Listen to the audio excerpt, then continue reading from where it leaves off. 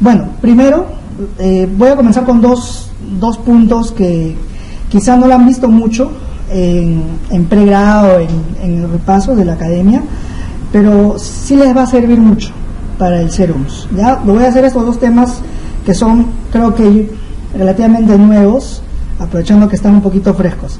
Ya, primero, para gineco, lo que tenemos que saber bien es la edad gestacional, ¿no? Ustedes, para empezar, ustedes cuando vayan al SERUMS, como médicos no van a llevar el área de materno. Ustedes cuando vayan al SERUMS van a ver que les van a dar varias áreas para llevar: adulto mayor, el área de medicina, el área de salud materna, salud mental, entre otras. Ya hay quien lleva el área de materno es él o la obstetra, ¿no?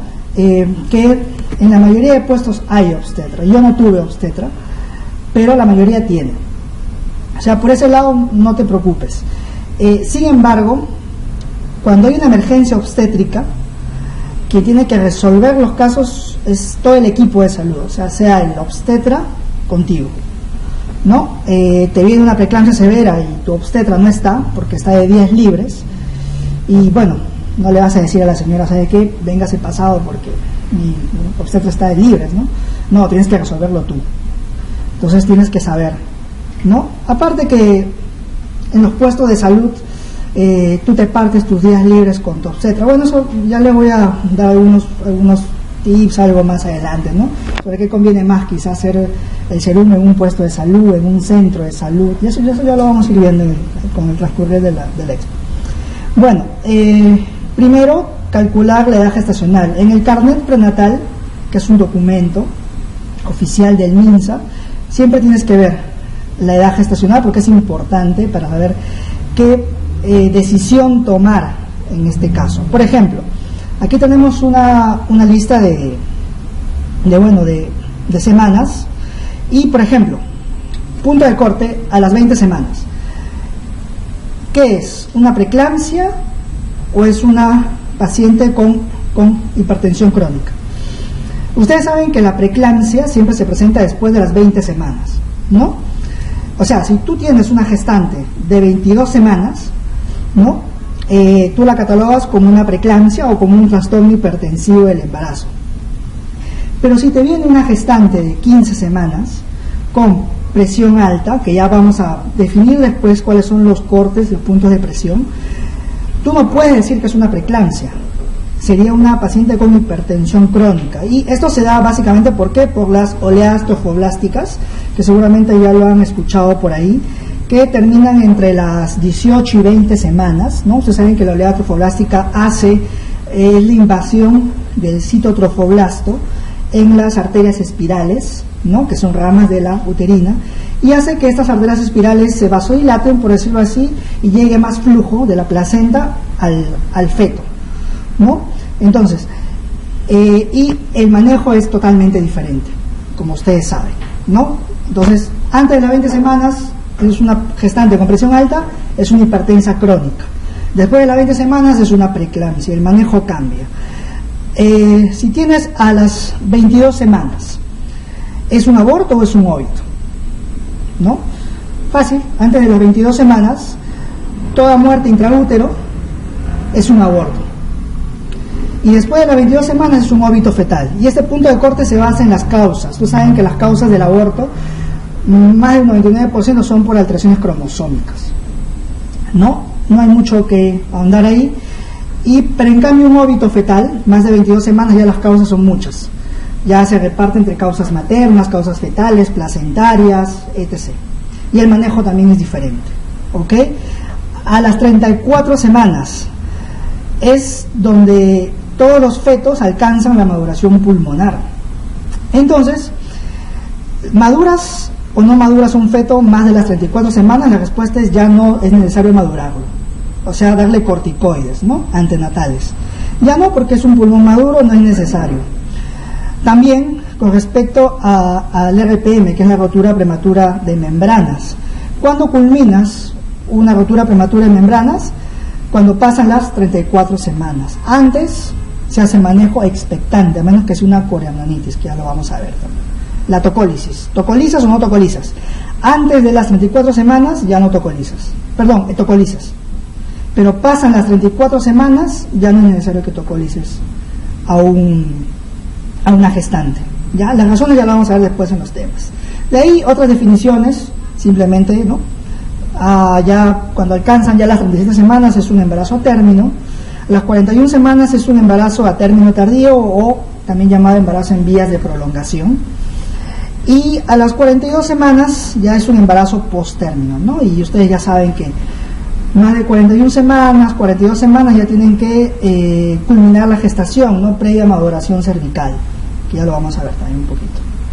Ya, entonces, para calcular esta edad gestacional tenemos muchos métodos, ustedes ya lo deben recordar.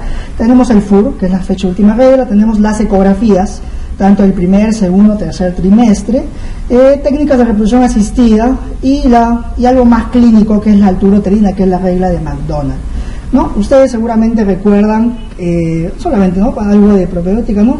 La regla de McDonald es la altura uterina, ¿cierto? Lo que haces es, claro, esto solo se cumple para fetos que están cefálicos, perdón por la letra, ¿no? Esta letra de médico es horrible. Ya, la altura uterina, ¿no? Simplemente lo multiplicas por 8 sobre 7 y ahí te sale, ¿no?, en semanas, cuántas semanas tiene, ¿no? Es la regla de McDonald, ¿no? Y también recuerden que tienen que repasar esta parte para el examen, ¿no? Todas esas reglitas que hay, ¿no?, clínicas, ¿no? La regla de Johnson para calcular el ponderado fetal, la regla de Nayeli, ¿no?, que es para calcular la fecha probable de parto, que también han preguntado en los exámenes. Entonces, de todas de estos métodos que tenemos, ¿cuál nos sirve para calcular la edad gestacional? Y tenemos básicamente dos, que es el FUR y la ecografía del primer trimestre. Cuando tú dices que un FUR o una fecha última regla de una chica es confiable, claro, cuando no es, o sea, cuando una mujer no es irregular, doctor, claro, es obvio, pero ¿qué reglas debe cumplir una mujer para decir que su fecha última regla es confiable, ¿no? Y tú puedas calcular en base a eso la edad gestacional?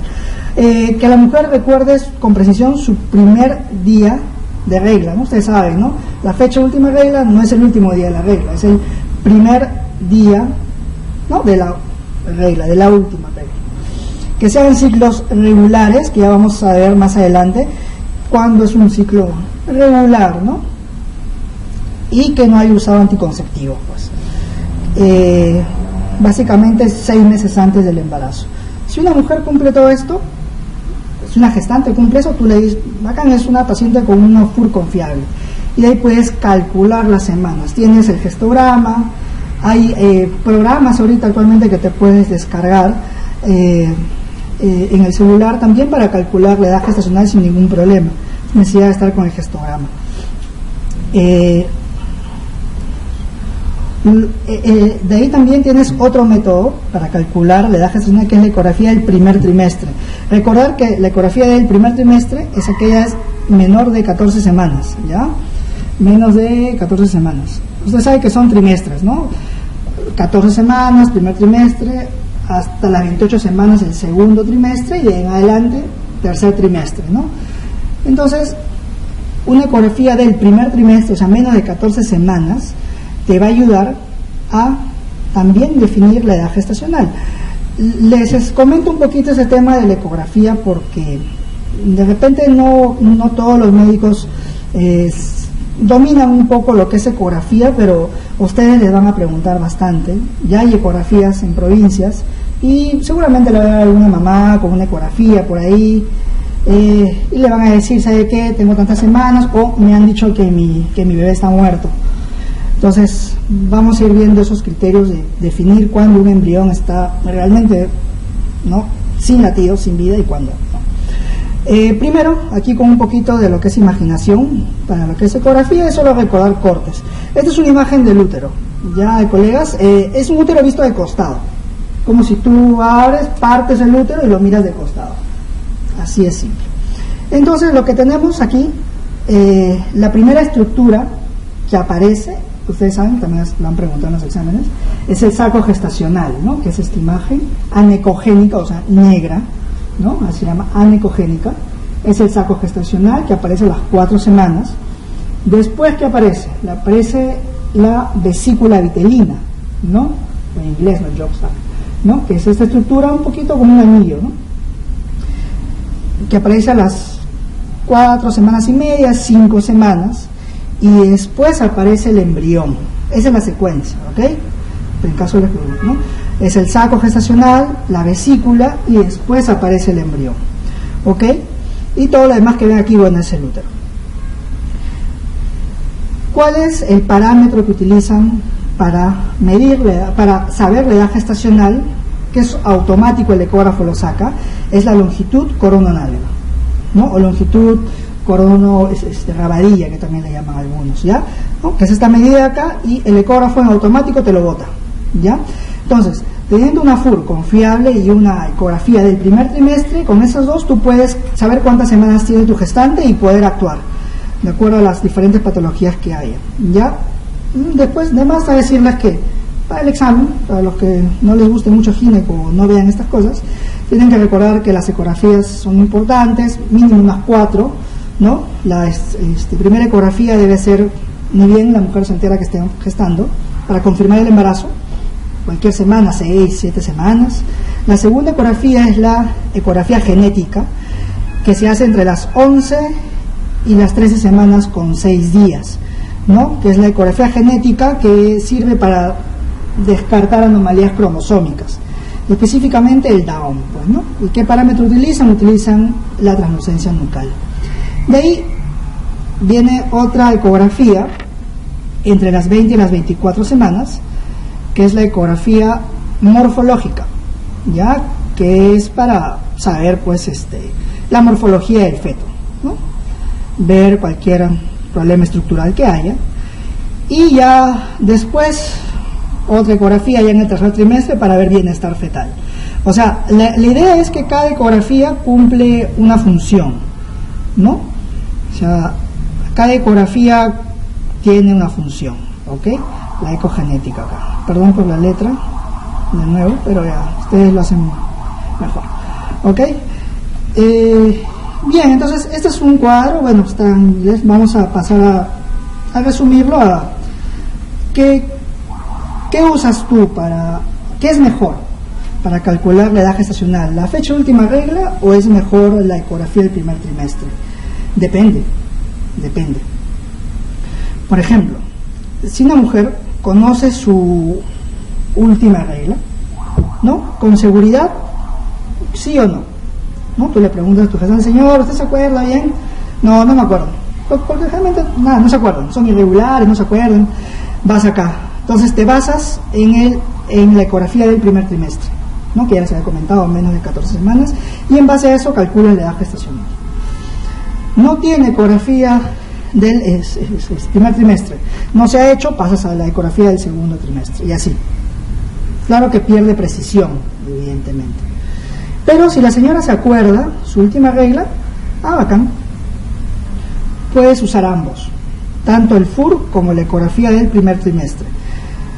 Depende cuántos días exceda. Por ejemplo, yo tengo una gestante que te llega a tu consultorio y por FUR tiene 33 semanas, supongamos, ¿ya?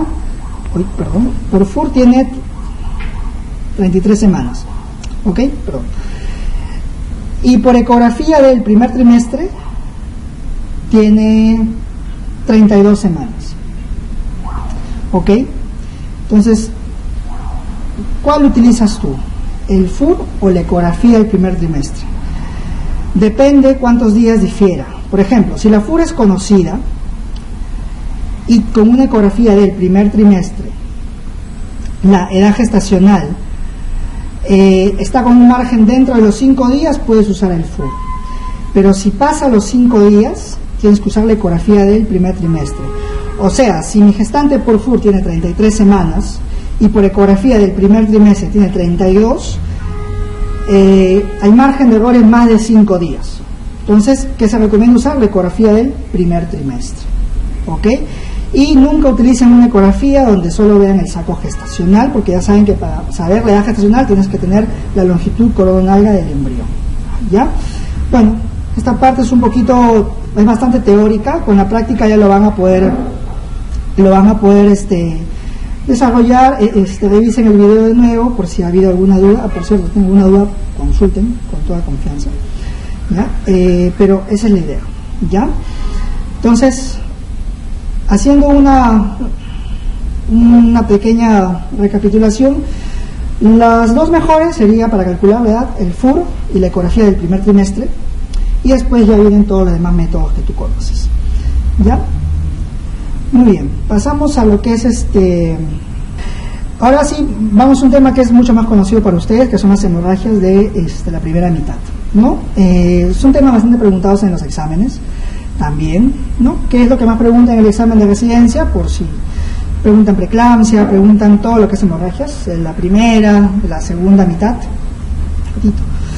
y bueno, vamos a revisar algunas, ¿no? Ya saben, primera mitad y de la segunda mitad, o algunos también lo clasifican por trimestre. Ya. Bien, entonces vamos a ver lo que es hemorragias de la primera mitad, que las causas ya las saben. Tenemos la amenaza de aborto. Primero, el aborto en todas sus formas, ¿no? Ustedes saben que hay aborto, el aborto inevitable, ¿no? Que es el aborto en curso, el aborto inminente si está con las membranas íntegras, el aborto inevitable con las membranas rotas, el aborto incompleto, cuando no expulsó en su totalidad el contenido, y el aborto completo, ¿no? Le sigue el embarazo ectópico y la mola. Y otras causas también que no son específicamente hemorragias de la primera mitad, pero le voy a comentar porque suele ocurrir también, que son las gestaciones no evolutivas o los abortos retenidos que le llaman, y los desgarros de canal, que a veces también hemos tenido casos que ya les voy a comentar, ¿no? Bueno, recordar, al final les voy a poner un cuadro. Recordar, ustedes recuerden cómo es la secuencia, ¿no? Cómo es la secuencia de una amenaza de aborto hasta un aborto completo, ¿no? Primero es una amenaza de aborto, luego es un aborto en curso, de ahí, ¿no? Aborto pues inevitable, el aborto incompleto, el aborto completo, y ahí termina. A ver, vamos a poner un caso clínico, ¿ya? A ver, llega a tu centro de salud, Villa Santa Rosa, que es un centro de salud que está en Andahuaylas, en Apurímac. Te llega una paciente con 5 semanas de retraso menstrual, ¿ok? Bacán. ¿Y qué te dice? Te dice que tiene sangrado por vía vaginal desde hace un día. A ver, entonces tú dices, ¿tiene retraso? ¿Puede estar gestando? Puede ser, porque hay mujeres que son muy irregulares y no menstruan 1 mes, 2 meses, y a veces creen que están embarazadas y no lo están. Entonces ya como que te da una idea. Y refiere sangrado por vía vaginal desde hace un día. Ok, vas al examen físico. Te dice que es un abdomen blando, depresible, con un leve dolor en el hipogastrio, y no hay signos peritoneales, no hay rebote. Ya, se está tranquila, está aparentemente hemodinámicamente estable. ¿Ok? Y le haces un tacto vaginal y el cervix está cerrado. ¿Ok? Un útero que a la palpación te parece de unos 6 centímetros. ¿Cuál es tu manejo inicial y cuál es tu planteamiento diagnóstico? En base a lo que hemos visto, ¿qué pensarían ustedes que es? Es un aborto. Para empezar, guíense por la clínica, ¿no? ¿Qué es un sangrado? Refiere aquí, bueno, no refiere a la cantidad, sangrado escaso, vamos a ponerle, y el examen físico es un cervix cerrado. Por lo tanto, ¿puede ser un aborto incompleto? ¿Sí o no? No, porque el aborto incompleto o completo se caracteriza por el cuello, por el cervix abierto. O sea, por ahí no va. O sea, no es un aborto incompleto. Muy bien. Entonces, ¿qué me queda? Me queda que puede ser, lo más probable, una pues amenaza de aborto, ¿no? Más lejano una mola, pero ustedes saben que la mola tiene sus características, ¿no? La mola, el tamaño del útero es mayor a la edad gestacional. ¿Y qué te he dicho acá? 5 semanas de embarazo, aparentemente, con un útero de 6, o sea, no coincide. Un embarazo ectópico, ¿puede ser? ¿Sí o no? Puede ser, pero acá ya te dice que no hay signos peritoneales, o sea, te aleja la posibilidad de un embarazo ectópico. Entonces, ¿qué te queda? Así, estilo examen, tienes que hacer el ejercicio siempre. ¿Qué te queda? ¿Qué puede ser? Fácil, puede ser una amenaza de aborto, ¿no? ¿Ok? Entonces, le escribes acá, podemos poner acá, por ejemplo, también nos ha salido por ahí. A ver, por ejemplo, ponemos acá diagnósticos, por ejemplo, ¿ya? ¿Cuál sería tu diagnóstico? Porque con esto lo vas a referir, ¿ya? Ustedes como serums, su chamba no va a ser tanto resolver los problemas, sino dar el manejo inicial y referir. Esa es la chamba, ¿ya? Pero tienes que hacer un buen diagnóstico y plantearlo adecuadamente. Aparte que de eso se va a guiar el ginecólogo que esté en el hospital, y segundo, para que no quedes mal, pues, porque a veces sí ponen diagnósticos muy alejados y eso va contra su propia percepción de ustedes. Entonces, diagnóstico, ¿qué sería? Sería una hemorragia de la primera mitad, ¿cierto? Así se le llama, no es porque esté la paciente en una hemorragia chocada, no, es el nombre que se le da. Entonces, el diagnóstico le pones hemorragia de la primera mitad, es lo que vas a poner en tu hoja de referencia, hemorragia de la primera mitad.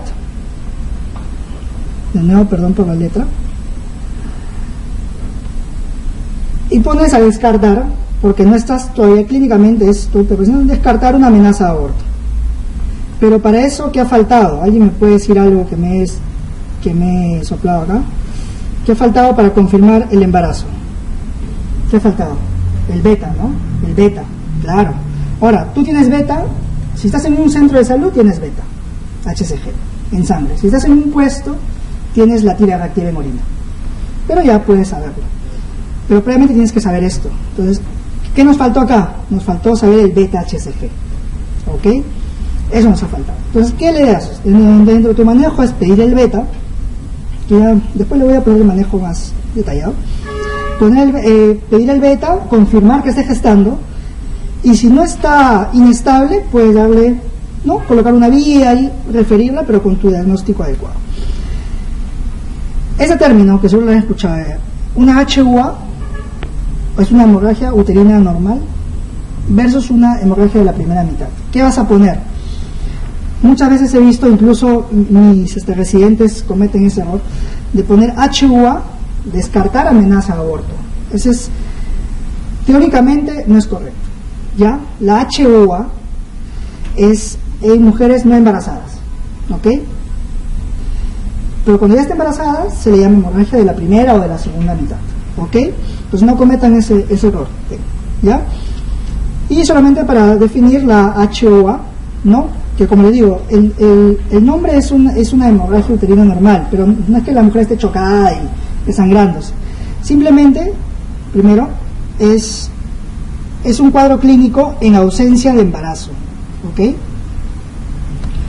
Como acá lo refiere, ¿no? En ausencia de embarazo, o sea, mujer no gestante, y es un sangrado que en volumen, duración, regularidad, frecuencia sale del rango de lo normal.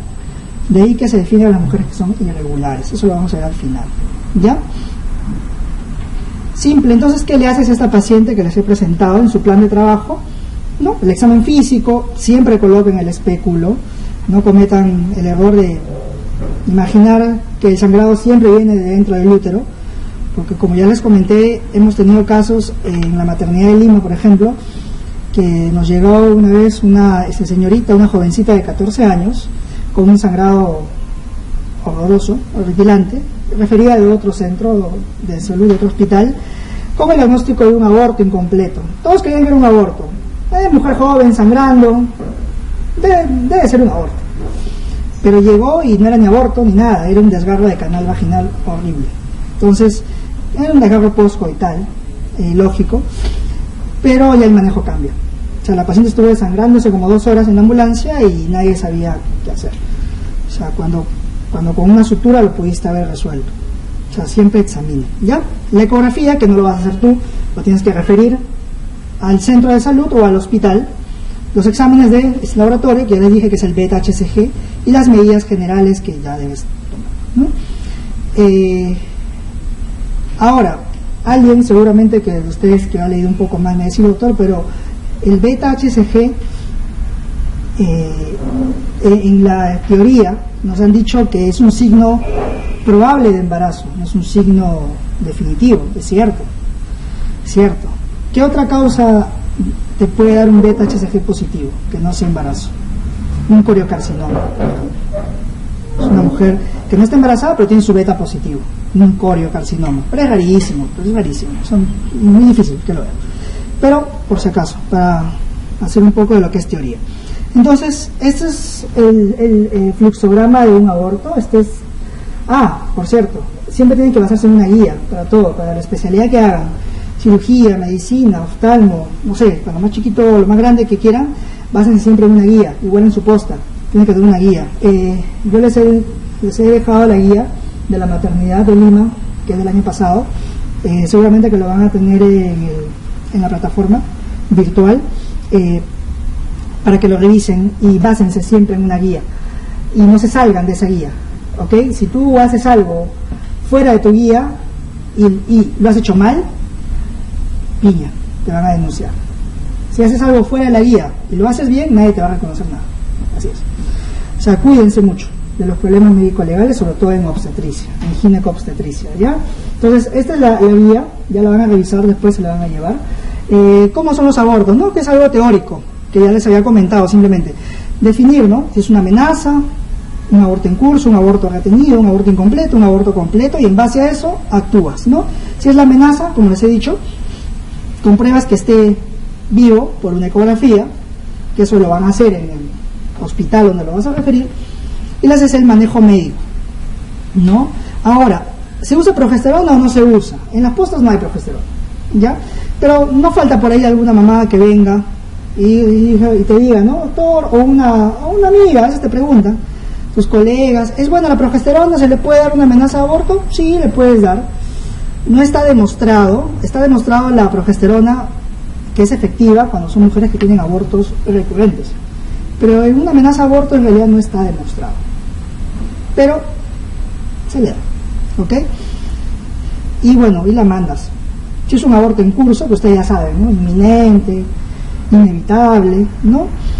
Ya lo dejas. Que avance, le pones su vía y que expulse el producto, no en tu posta, en el hospital, para que le hagan el legrado o la revisión uterina. Ustedes ya saben, ¿no? Después, si es un aborto retenido, o sea, que no ha expulsado, depende, AMEU menos de 12 semanas o un legrado más de 12 semanas, ¿no? La razón de hacer uno u otro, ya para los que hagan gineco, simplemente el AMEU, la cánula no te da para más contenido. O sea, más de 12 semanas, la cánula del AMEU te va a quedar muy chica. Tienes que hacer el legrado. Esa es la razón, no hay otra, ¿ya? Y ya los abortos incompletos, ¿no? O completos, que ya igual.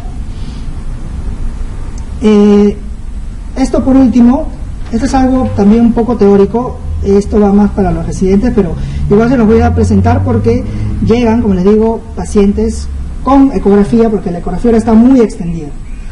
Y te va a llegar alguna mamá por ahí y te va a decir, doctor, me han dicho que mi embrión está muerto. ¿Es cierto o no es cierto? O sea, ¿todo embrión debe tener latidos? Esa es la pregunta. No sé. No todo embrión tiene latidos. Los embriones se ha demostrado que deben tener latidos cuando, o sea, sí o sí, cuando midan más de 7 milímetros, los embriones. Un embrión menos de eso, que no tenga latidos, puedes esperar. Señora, ¿sabe qué? Su embrión mide 5 milímetros, hay que esperar una semanita, pues. Vamos a ver cómo va. ¿Por qué? Porque teóricamente un embrión crece 1 milímetro por día. Pues hay que esperar, señora. Muy bien. Entonces, aquí, por ejemplo, este es un embrión, ya bueno, estoy haciendo muy exquisito, bueno, 7.1, ya bueno, pero más de 7. Ok. Tiene una longitud coronal de 7 y sin actividad cardíaca. O sea, ya, es un aborto. Clínicamente es un aborto. Ya lo defines tú, en base a tu examen físico, qué tipo de aborto es. Aborto retenido, aborto frustro, aborto en curso, eso ya lo defines tú. El diagnóstico ecográfico es una gestación no evolutiva, es el diagnóstico ecográfico. Lo otro es el saco gestacional, eso también es por ecografía, siempre en los informes ecográficos les van a poner si el diámetro medio del saco, o sea, de estas 3 medidas, ¿no? Que eso lo hace el ecografista, mide más de 25 milímetros y no hay nada adentro, o sea, no hay ni vesícula ni embrión, también es una gestación no evolutiva. O sea, se perdió el embarazo, señora, lo voy a tener que referirla al hospital para que le hagan el AMEU y todo eso. Ya la mandas, si quieres, con su vía y todo, y la mandas, ¿ok? Ya los demás criterios, sí, eso ya es para manejo, ya para los que hagan gineco. Pero con esas 2 ideas que se queden, bacán. ¿Ok? Y bueno, este es un aborto en curso, como les dije, con un poco de imaginación. Este es el útero, visto de costado. Y miren, el saco gestacional ya está saliendo, ya está expulsándose. Listo, muy bien. Otro caso, rapidito. Si tienen dudas, ya saben, me avisan. Llega igual, a tu misma posta, eres piña, eres bien queso, te sigue el queso desde que eres interno, te llega otra vez la señora, la misma, que viste hace una semana, o no sé, o que viste hace unos días. Igual, con sangradito, pero trae una ecografía ya que le han hecho, donde dice restos endouterinos. Y bueno, pues el examen físico es un abdomen blando, depresible, con leve dolor y no hay rebote. Al tacto vaginal el cervix está abierto. Ya te da una idea, ¿no? Cervix abierto no es amenaza de aborto, ¿no? Puede ser ya un aborto incompleto. Y para tu buena suerte te traigo una prueba de embarazo positivo. O sea, es un embarazo y probablemente sea un aborto incompleto, ¿no? Simple. Así lo vas a referir en tu hoja, lo vas a poner hemorragia de la primera mitad, aborto incompleto, ¿no? Esto se vería como una imagen, ¿no? Todo esto blanco, que es una imagen heterogénea, es todos los restos que se han perdido. ¿Y cómo la refieres? Primero, ustedes sí o sí cuando lleguen a su serum tienen que saber a dónde referir, ¿no? No van a, ustedes tienen que saber a qué hospital van a referir. Tu centro de salud de referencia, si es que eres posta, para que refieras a tu paciente. Y siempre traten de informar. Ustedes recuerden, ya son doctores, pero siempre hay alguien que está encima tuyo en el cargo. Siempre hay un jefe de puesto, un jefe de centro, un jefe de microred, un encargado del área de materno. Avísenle. Siempre es bueno avisar a tu superior, porque las cosas pasan, se complican y siempre buscan un culpable. Y si no has avisado, te has quedado callado, ¿ya? Entonces, si tienes un aborto incompleto en una mujer que aparentemente está estable, le pones una vía, ¿no? Le haces un control de funciones vitales, le pones una sonda en caso estuviera inestable, que es carísima, y le haces todo el perfil. Le pides hemoglobina, perfil de coagulación, si tuvieras hemograma, grupo y factor, serológicos, ¿no? Y la refieres a un puesto de salud mayor complejidad para un AMEO o un legrado. ¿Por qué es importante el grupo y factor? Haciendo un poco de teoría. ¿Por qué? ¿Qué pasa si es RH negativo? ¿Qué tienes que hacer? ¿No? Tienes que ver la posibilidad después de darle la vacuna, ¿no? El anti-D, que es la inmunoglobulina anti-D, ¿no? Que se puede dar a las 28 semanas o le das en el postparto hasta las 72 horas, ¿no?